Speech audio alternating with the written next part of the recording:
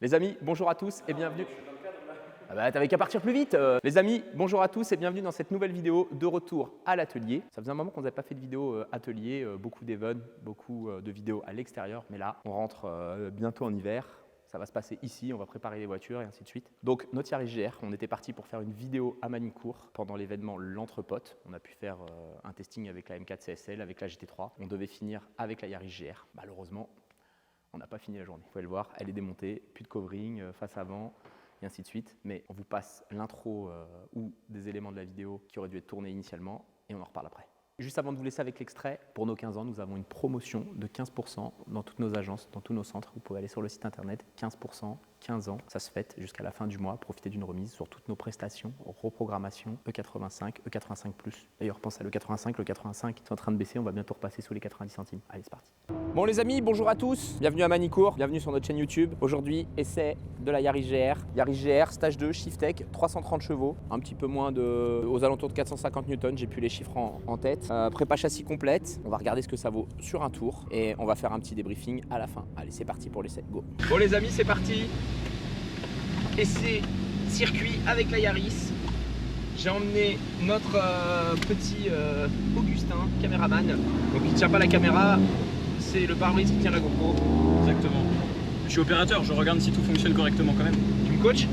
Alors, ouais, je te coach. Cette voiture-là, très honnêtement, je l'ai quasi jamais prise.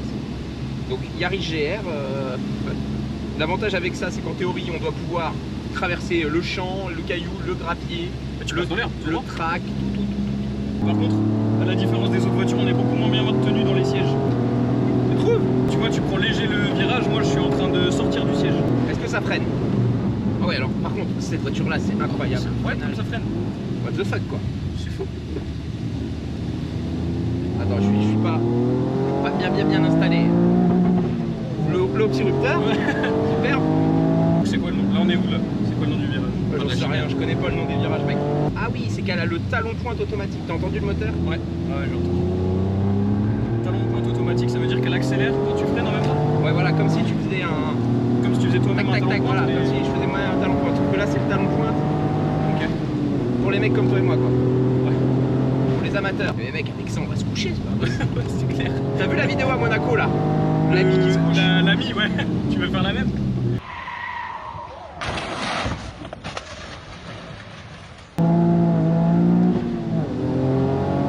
C'est cool le bruit et tout, par contre. Ouais, franchement, c'est vraiment sympa. Et puis ça marche hein, quand même. Par contre, ça freine. Ah ouais, c'est vraiment incroyable. Vraiment bien. Il faudrait limite un baquet et un harnais, quoi.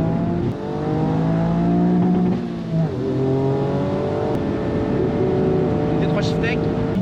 Ça c'est... Putain.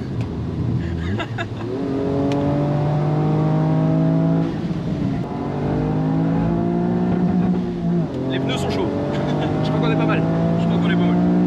C'est bon, ça filme. Allez, GT3 qui arrive, file. Putain. Ça va t'engrainer ça.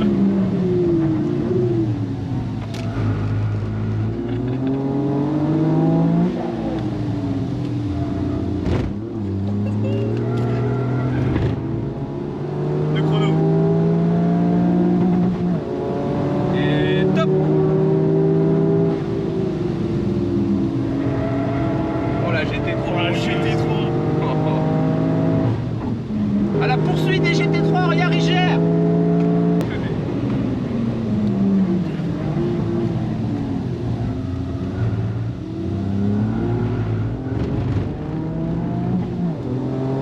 Il faut aller voir les autres vidéos du coup. Je pense que celle-ci c'est...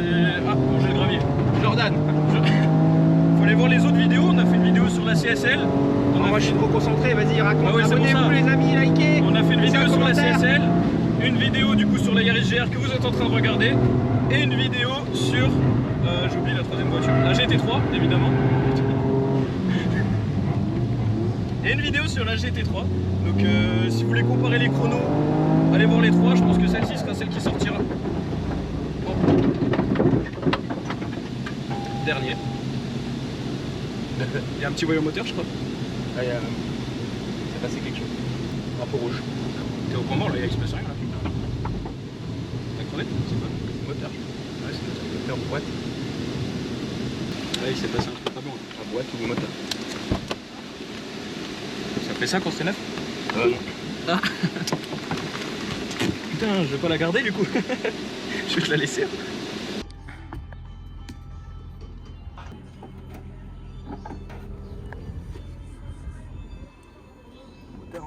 Bon, je pense que vous avez compris, on a cassé quelque chose sur la Yaris. Sur le coup, je me dis c'est boîte de vitesse ou moteur. Sur la Yaris, c'est connu, le problème de surrégime, de valve, de plein de choses. Je demande à Augustin de revisionner les images, voir si j'ai pas fait un surrégime. Comparer les chronos, allez voir les trois, je pense que celle-ci sera celle qui sortira. Donc visiblement, pas de surrégime, pas de rapport loupé, tout s'est bien passé. Au moment où je remets la puissance, bam, c'est le drame, virage du château d'eau, Manicourt. Donc pour ceux qui connaissent à Manicourt, juste avant la chicane et avant l'entrée des stands. Dans le doute, j'ai peut-être cassé, je sais pas, une transmission, quelque chose. J'aurais peut-être dû m'arrêter tout de suite à gauche pour pas payer 650 € de sable. Et oui, on a mis de l'huile un peu partout malheureusement et tout ça. On retourne à l'atelier, on commence à démonter et là, il y a de la casse. C'est une vraie casse et d'ailleurs, à chaque fois, j'ai rarement cassé des moteurs. Si je fonds un piston ou si c'est un problème de cartographie, du cliquetis par exemple, un piston fondu ou un turbo cassé, l'huile passe dans le moteur s'emballe, je sais pas, ça casse, ça fait chier parce que finalement c'est un tout petit truc au départ, fait que ça casse. Là c'est une casse d'homme, clair, net et précis. Donc les gars, à la suite de ça, on a ramené le véhicule à l'atelier. Déjà sur le plateau, j'ai vu pas mal de morceaux à droite à gauche sous le véhicule. Le fait de la ramener de Manicourt, on a perdu quelques bouts d'aluminium sur le plateau. Arrivé ici, ils l'ont installé sur le pont, ils ont démonté le cache inférieur, le cache moteur, et là, c'était le drame. La surprise fut totale. Support cardan arraché du moteur, compresseur de clim arraché du moteur, alternateur arraché du moteur. Quand je dis vraiment une vraie casse d'homme et pas explicable. Je me suis dit, j'ai loupé un rapport. Non. Donc là, on va regarder l'intérieur du moteur cassé, on va essayer d'investiguer, comprendre, et puis peut-être après réparer aussi, parce qu'à un moment, il faudra réparer. Donc est-ce qu'on optimise? D'ailleurs, mettez-le en commentaire, est-ce que vous voulez qu'on optimise la Yaris, c'est-à-dire moteur forgé, turbo hybride, et ainsi de suite, ou alors on remet d'origine et on passe à autre chose. À un moment, j'avais acheté la Yaris GR en me disant la petite bombinette, et ainsi de suite. Et à côté, là, on a sa grande sœur, la Toyota Supra MK4 avec son 2JZ. Donc le 2JZ, il a été préparé partout.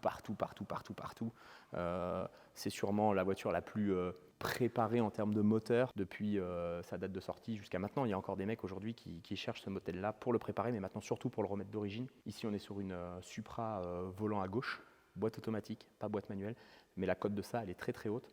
Johan, chez nous, il a dû en passer au moins une dizaine, ça doit être la 10e. Si vous voulez une vidéo sur la Supra MK4, laissez en commentaire. Souvent, il y a des prépas BPU, donc échangeurs, lignes, pas de modif cartographie parce que ce calculateur-là n'a jamais été craqué. Donc on est obligé de mettre des piggy bags, des calculateurs externes autour et tout ça. Mais si vous voulez un sujet sur la Supra, commentaire les amis. Allez, parlons de cette Yaris GR. De cette casse de Yaris GR. Donc là, on est vraiment, j'ai jamais cassé un moteur de cette manière. C'est bien la première fois. Et pour le coup, plein de salariés à nous ce jour-là ont roulé sur le véhicule. C'était un séminaire, donc Kevin, Augustin, t'as roulé avec ce jour-là aussi?